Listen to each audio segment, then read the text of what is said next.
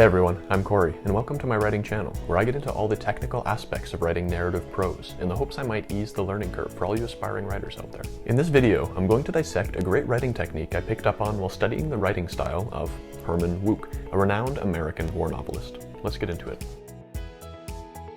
I'd like to delve into the topic of semicolons, a very handy punctuation every writer would do well to study, as they can be used to enhance the flow or rhythm of your prose, as well as help you convey large amounts of information in clear and concise ways.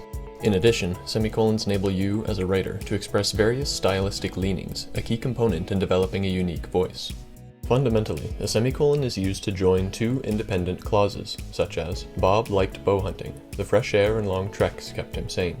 Since these two clauses can stand on their own, they could also be separated by a period, but seeing as they are contextually related, a semicolon is perhaps the better option.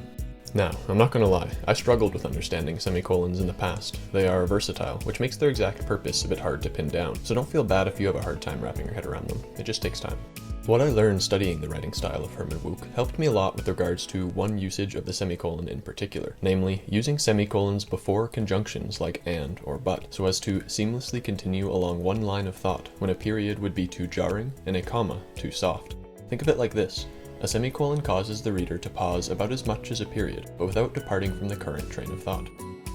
Let's look at this first example, which uses a semicolon followed by the conjunction and. Such an act goes entirely against my grain, and entirely for that reason, I intend to do it.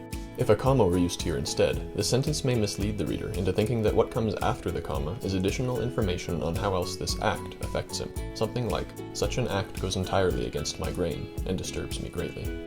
Notice how the second clause adds description that directly piggybacks off of the first, whereas in the original, while the second clause is related, it is a separate statement. This is why a semicolon is used instead of a comma. Similarly, if a period were used, the reader would not be immediately aware that these two clauses, now sentences, are related.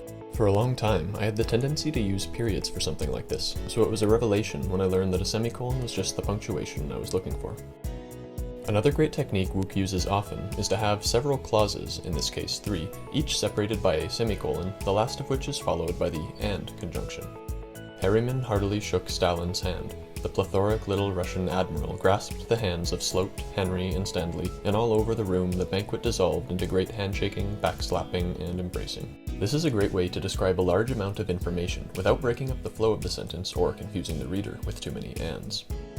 Let's look at another example, one where Wouk uses a semicolon followed by the conjunction but. They had to hold a line much too long for their strength, according to doctrine, but a good doctrine, like a good regiment, sometimes had to stretch. Again, if a comma had been used here instead, it may mislead the reader into anticipating a clause related to the holding of this specific line, such as, they had to hold a line much too long for their strength, according to doctrine, but they would not allow it to crumble. Notice how the clause following the conjunction but piggybacks directly off of the first clause, whereas in the original, while the second clause is related to the first, it is a separate statement of fact. Again, a period could be used here, but then the reader would not be immediately aware that these two clauses are related, and it might read as a little jarring. Anyway, I hope you find this technique useful. Give it a try next time you sit down to write, and be sure to like and subscribe for more technical writing videos.